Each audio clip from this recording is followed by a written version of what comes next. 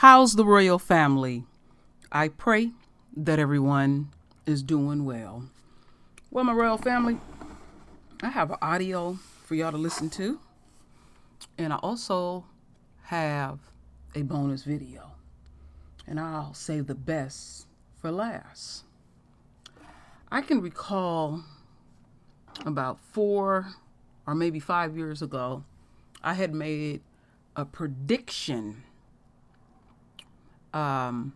about the Asian community. And it wasn't exact, but some things did actually come true. And now the Asian community is the way I'm perceiving it. They are the sole people in America that are being victimized, and they're trying their best to capitalize on it. And so the question that I ask, what is your end game? What are your goals? What are you really trying to accomplish? That's the driving force that's going to be on this video. And I already know what it is. But what I'm going to do, I'm going to play this audio first. And these things that we in the royal family will hear in this audio rings core truth in our spaces. Now, I have often said the foundation and the fiber of America is built on violence, and our royal blood soaks in the soil of America, and we are indigenous to the entire planet. All right? See, something I have learned many years ago about the Asian communities, they will not own up or take any responsibility for any of their behavior. Y'all been beating black people's asses in them shops and all of that, and we're going to overlook all of that. You didn't see black folks come back and disproportionately and come and shoot up your place and all that. I seen one incident where somebody broke out some windows. But you don't see us overall doing this because we know what we are under in America. So let's get into this audio.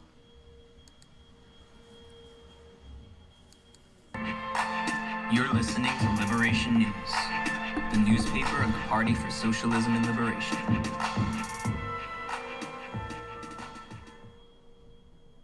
Why are hate crimes against Asian Americans on the rise? Editor's note: 8 people were murdered in the Atlanta area the night of March 16th when a white supremacist carried out a series of terrorist attacks targeting spas staffed by Asian workers. The Party for Socialism and Liberation expresses our deepest sympathy and solidarity to the loved ones of those who lost their lives in these horrific massacres. The following article was originally published March 7th and analyzes the roots of the wave of anti-Asian hate sweeping the country. Quote, "Imperialism is the root cause of racism. It is the ideology which upholds colonial rule and exploitation.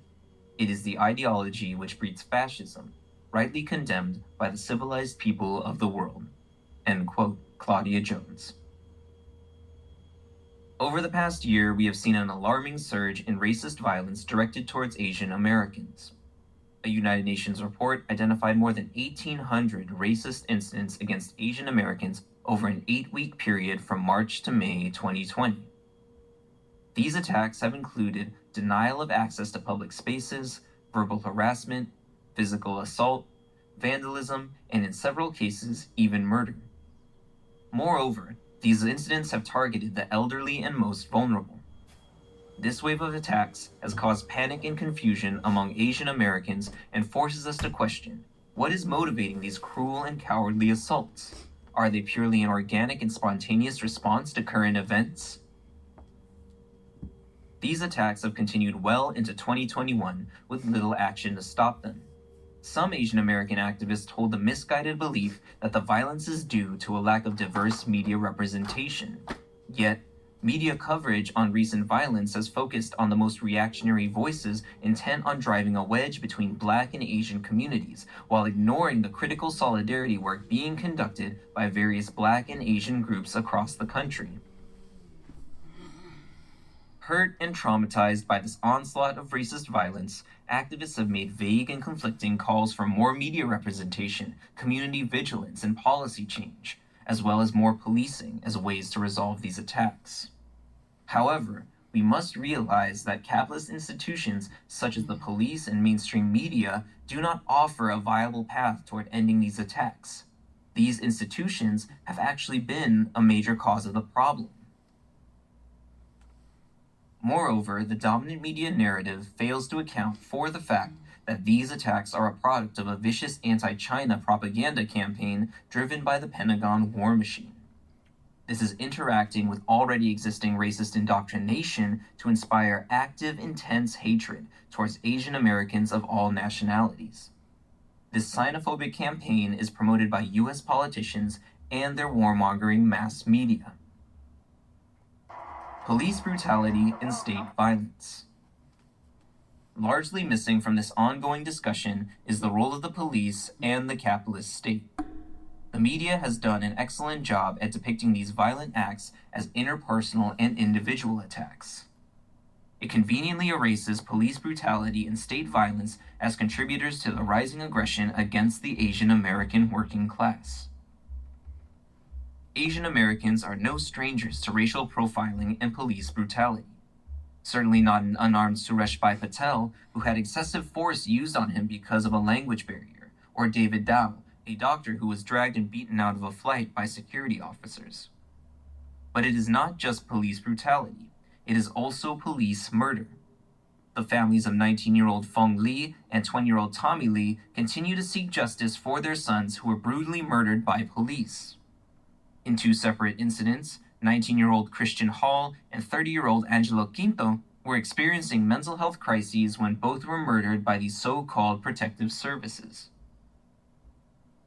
Instead of defunding the police, President Joe Biden's memorandum concerning and combating racism, xenophobia, and tolerance against Asian Americans cleverly disguises a call to expand more powers to these agencies. The memorandum completely dismisses the fact that it is these agencies that prop up discrimination and harassment against the Asian American working class. It is a mirage that Asian Americans have a positive relationship with the police, and the idea that we somehow will benefit from more policing is a dangerous lie. Is it simply Trump's fault? And while President Biden's memorandum appears to decry recent racist violence, in reality, his memo attempts to pin all of the blame on Trump and his administration. It is true that Trump poured gas on already existing racist sentiment fire towards Asian Americans by referring to the COVID-19 virus as the China flu and telling a wide range of other demagogic lies.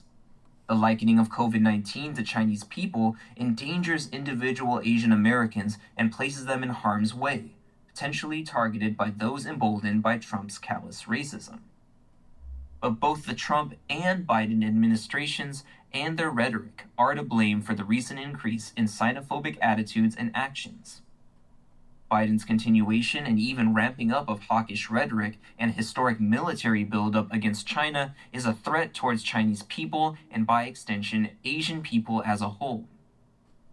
In fact, the Biden administration's thinly veiled anti-China rhetoric enables and emboldens the precise racist violence the memorandum ostensibly seeks to condemn.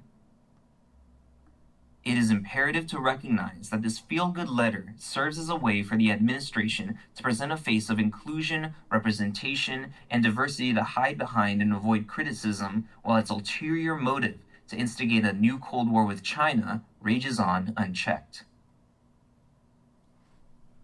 Deep roots of anti-Asian racism. There is a long and infamous history of racism against Asian people in the United States.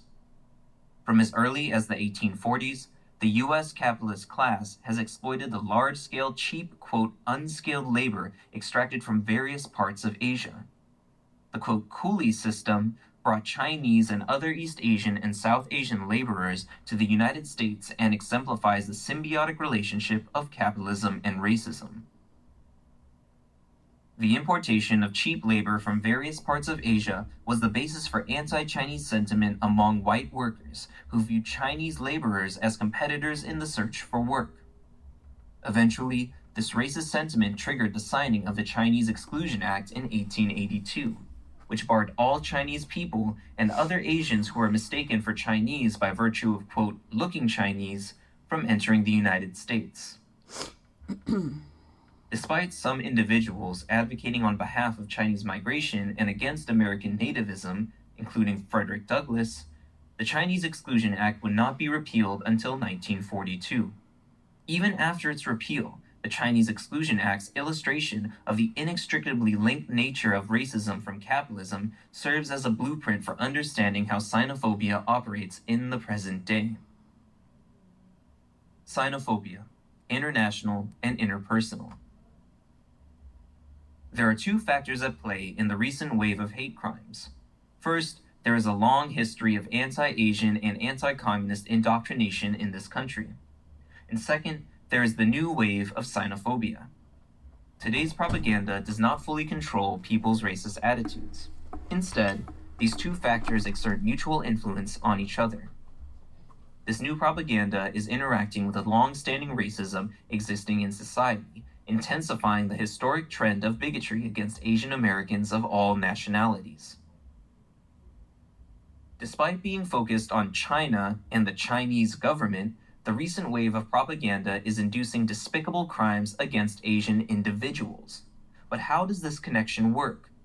Americans have been trained for centuries to think in terms of yellow peril. During the Cold War, the population was intensely indoctrinated with anti-communist propaganda. While the current coverage of China is not couched in the crude, explicitly white supremacist phrasing one might expect 50 or 100 years ago, this country's long history of racist indoctrination is causing people to organically intensify and sharpen their anti-Asian racism. It is enough to say, we got COVID-19 because it spread through wet markets, and this will spread ideas about how Asian people pose a threat. This is not a coincidence.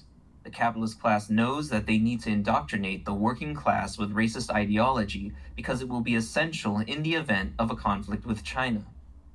They know that, in the event of a new war, the victims of U.S. imperialism need to be seen as not fully human.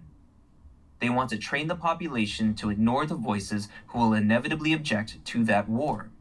We need to understand the current wave of anti-China propaganda as not accidentally creating hatred toward Asian people, but as deliberately doing so.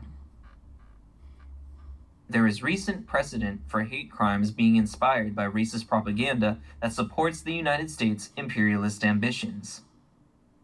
In the aftermath of the September 11th attacks, the mainstream media spread Islamophobia around the clock through news, films, books, and other media. This resulted in thousands of attacks. This Islamophobia played a key role in justifying the subsequent invasions and occupations of countries in the Middle East. Much like is happening today, the attacks after 9/11 did not only hurt people who were actually Muslim, there were hate crimes against other people, such as Sikhs and Hindus, who, according to the racists, came from the same part of the world. Looking at what the United States did after 9/11 is key to understanding the attacks that are happening today. The Islamophobic state response to the September 11th attacks was much more intense than the xenophobia that we are seeing today, but it is an example of the same dynamic, where bigotry is promoted in society to facilitate the goals of U.S. imperialism. The media environment today still exists to justify a potential conflict with China, and it still serves to dehumanize all Asian Americans in ways that are resulting in hate crimes. The tragic case of Vincent Chin provides an instructive example of anti-Asian racism spreading beyond the initial targeted ethnicity. Chin was misidentified as Japanese and brutally murdered in 1982 due to resentment over the perceived role of the Japanese auto industry in the decline of the U.S. auto industry. Imperialism is at the root of racism. To properly contextualize this problem, it is crucial to understand the evolving global conflict and the feedback loop between the looming conflict with China and the spread of racist ideas. With regard to provoking a conflict with China, Biden is no better than Trump. Towards the end of Obama's tenure, the United States began its, quote, pivot to Asia, and in this regard, Biden is continuing Obama's legacy. The pivot to Asia was an explicit policy decision to wind down the, quote, war on terror in the Middle East and to instead focus on, quote, great power conflict between the United States and China. This conflict exists at its core because U.S. imperialism cannot tolerate the existence of another superpower and the restoration of a multipolar world in which U.S. hegemony is challenged. The recent wave of propaganda and xenophobia has slowly evolved since the pivot to Asia began. Over the past few years, we have seen many Chinese American scientists become the victims of witch hunts, driven out of their posts and out of the United States because of the, quote, national security threat that they supposedly pose. The venomous anti-communist paper Epoch Times has built a media empire and is indoctrinating millions with its sloppy and hateful anti-China rhetoric. Xenophobia has reached a point in the United States where cartoonish accusations are regularly leveled against China, and they face almost no criticism. We regularly hear absurd headlines ranging from, quote, debt trap diplomacy to, quote, Chinese super soldiers are coming. The rising intensity in U.S. propaganda mirrors the rising intensity of the U.S. China conflict. China's challenge to Washington and Wall Street's control of the globe is intensifying. Through the Chinese Belt and Road Initiative, China is investing approximately $1 trillion in infrastructure in Asia, Africa, and Europe. This project will allow China to develop markets to its west, and it could help China, quote, decouple its economy from the United States. China is also playing a constructive role internationally in the production and distribution of the coronavirus vaccine to countries struggling to acquire doses, a sharp contrast to the role played by the U.S. government. It is worth pointing out that the wave of attacks on Asian people is happening all over the world in places that are on the side of the United States in its confrontation with China. Attacks have recently taken place in the UK and in Australia. The attack in Australia is particularly noteworthy because the assailant made explicitly anti-communist statements during the attack, and because Australia's trade conflict with China is becoming particularly intense. This helps us solidify our understanding of where these attacks come from. They are caused by propaganda which comes out of the new Cold War against China. Multinational unity and the fight against racism. As socialists, we understand that these hate crimes cannot be divorced from international politics. We understand that the media is complicit in these attacks, as a side effect of using xenophobia to advance an imperialist agenda. To truly eliminate these attacks and future ones, we must build a multinational working class movement and end the domination of a tiny handful of bankers, CEOs, and Pentagon generals over society. This is the only way to prevent a new similar campaign against the next targeted group of people. When reflecting on the ongoing wave of despicable hate crimes, it would be foolish to ignore the intense anti-Chinese propaganda that we are all exposed to. Suddenly, every day, we are hearing lies like, quote, China made you sick, and, quote, China is spying on us.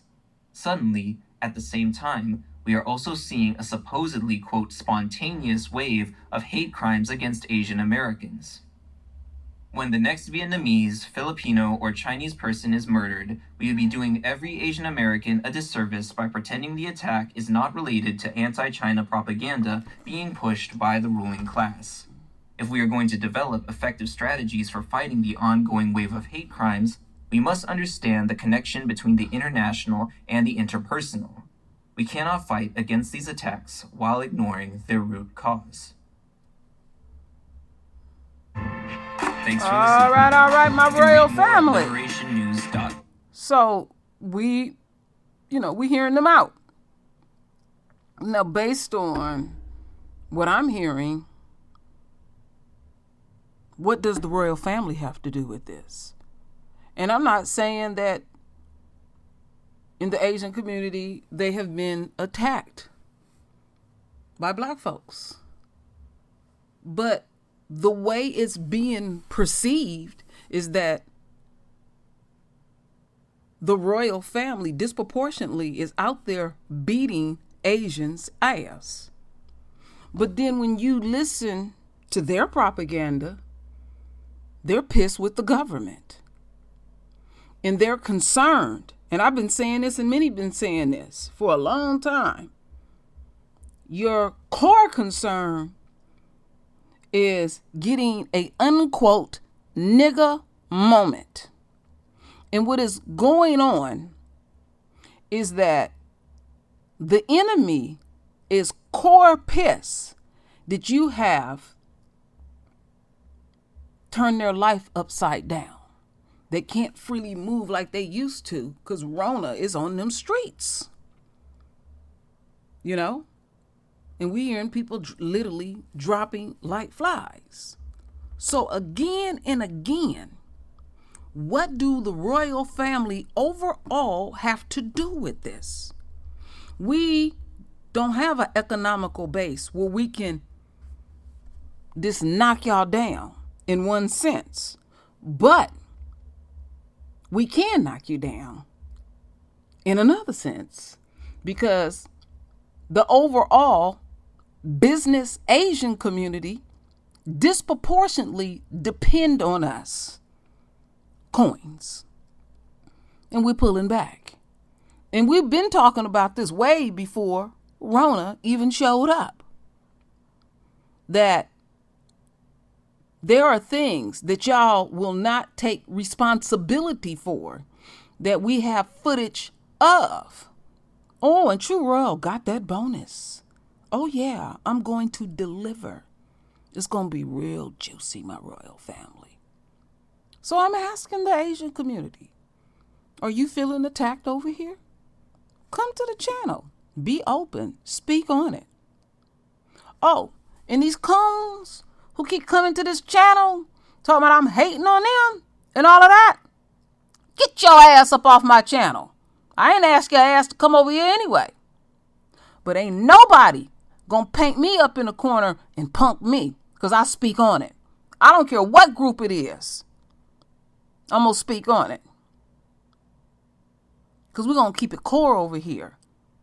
We always gotta explain ourselves and blah, blah, blah. And there's things that have been done to us and continue to be done to the royal family. But when I learned about the Asian community's prophecies, I'm not surprised by none of this.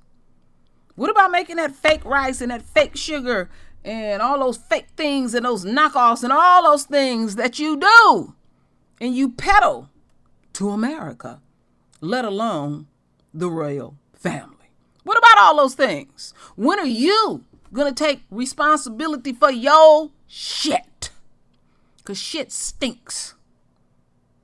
So stop trying to make it look like we disproportionately whipping your ass. Because one minute you're saying Black Lives Matter, and then one minute you're saying we whipping your ass, but then there's a contradiction.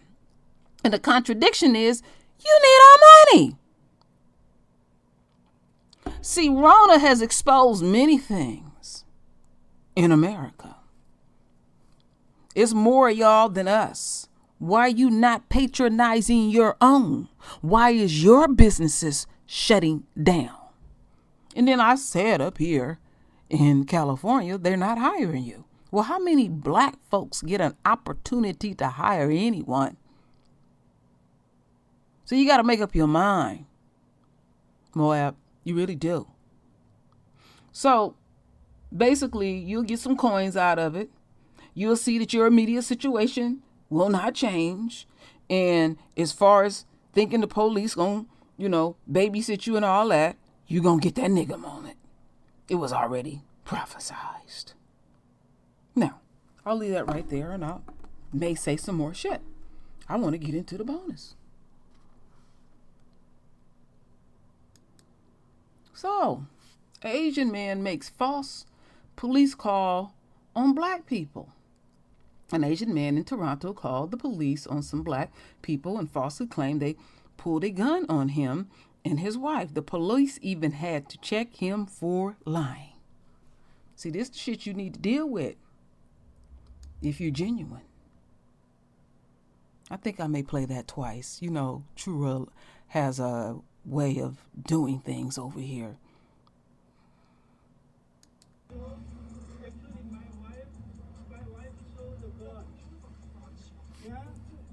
What he said?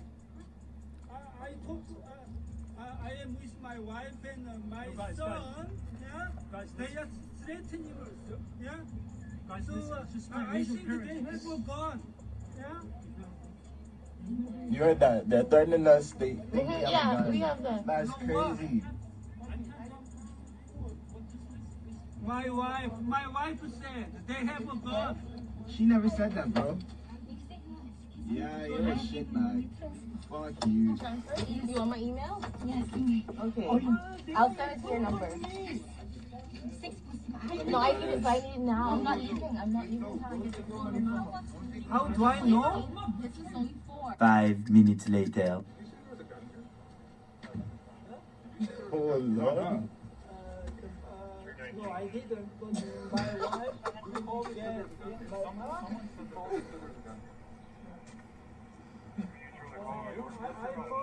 Yes or no? Yes or no? I would love for you to search this car just so you can carry your phone. Too many police officers here from what somebody said there's a gun here. Think about what you're saying. Look how many police cars are here. Just to try and get us to hurry up and get away Maybe from my here. wife, I didn't say. Well, who called? Maybe you should bring your wife out about this. After, I'm asking you! Who called? I called. So who said there's a gun here? Who said there's a gun here? Did you say yes Okay, or no? This is a landmark yes, act. It has nothing to do with the police. Who said there's a gun here? Look how many cars are here. I told them I didn't see the gun. Yeah?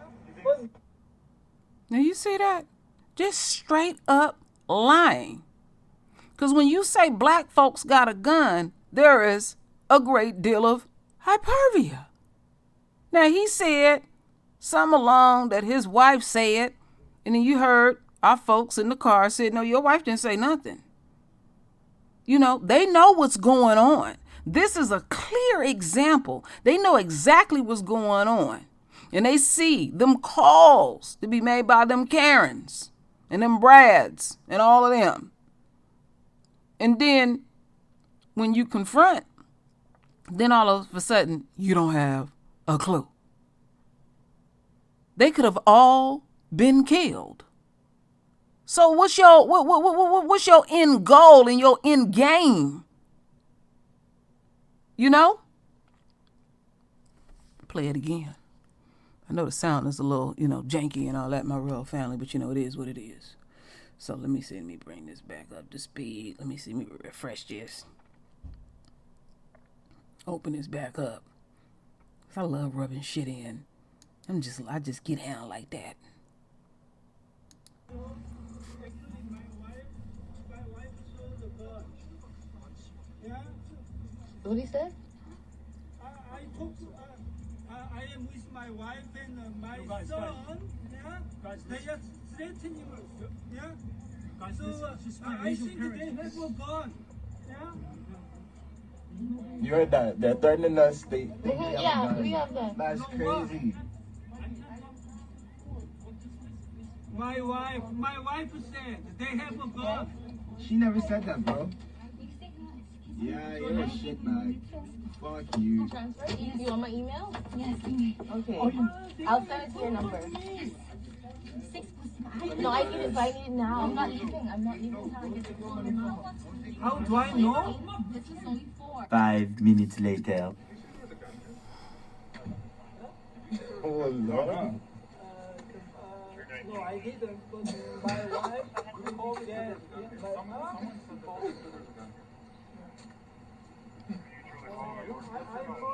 Yes or no? Yes or no? I would love for you to search this car just so you can carry your phone. Too many police officers here from what somebody said there's a gun here. Think about what you're saying.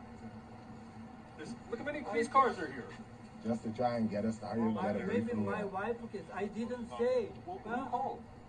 Maybe you should bring your wife You out. can ask the, I'm asking you! Who called? I called. So who said there's a gun here? Who said there's a gun here? Did you say yes or Okay, no? This is a landlord yes tenant or act. It's no. nothing to do with the police. Who said there's a gun here? You Look how many say, cars are I here. didn't. I told them I didn't see the gun. Yeah? But Man, you look bad at the end of the day. Wasn't that good, my royal fan? That was real juicy when you see somebody get busted like that. So, this is the message that I want to give, more of a message that I want to give the Asian community. America is built on violence. And the enemy, and you've been one of their many supporters, don't give a damn about you. Now, when we heard about Rona, it came from the Asian country. And there's been diseases that have came from other countries. And you're concerned about your immediate situation. It don't look good for you at all. But see, the advantage that you have is you're going to pack your shit and you're going to go back to your country. Now, yeah, there'll be some here. But if you think that you're going to be exclusively protected, it is not going to happen at all. All right? That's the only way I can leave it. Welcome to America, Moab. Welcome. Because some of those things that, play in the audio, we have complained about for eons. They don't give a damn about us. All right? And we have supported y'all. And we got our folks out there supporting you now. But we got a lot of folks ain't supporting you at all. Because what you are worried about is your bottom line. To hell with everybody else. There's other races of people out here that have businesses and then lost their businesses since Rona hit these streets in America and around the globe. You are not the only one that's suffering. You have an indifference. And it's again and again affecting your immediate situation. So you need to pull yourself up by the bootstraps. You do have an economical base. And you need to pull your people together, and they need to y'all need to patronize each other. That is it, and that is all. It is really ironic, my royal family, that when because I do a lot of thinking and meditating, and I said, damn, they've been disproportionately dependent on our coins? Think about that, my royal family. That's why I said, when it comes to dealing with our royal dollars, make it a way of life. Spend as little as possible. Grow you a garden. Do what you got to do. Patronize your own to the best of your ability. You see that over there on Lisa Cabrera's channel? We're going to buy our fruits and vegetables from black farmers. I don't have no problem with it. Supporting my own. And that's what we need to continue to do. But I just felt compelled to talk to the Asian community and stop trying to make us look like we disproportionately out here whooping your ass. That is it, and that is all. So, my royal family, render your voice with your beautiful divine words. And it's always, my royal family, I thank you for your love. I thank you for your support. And with that said, Ashe.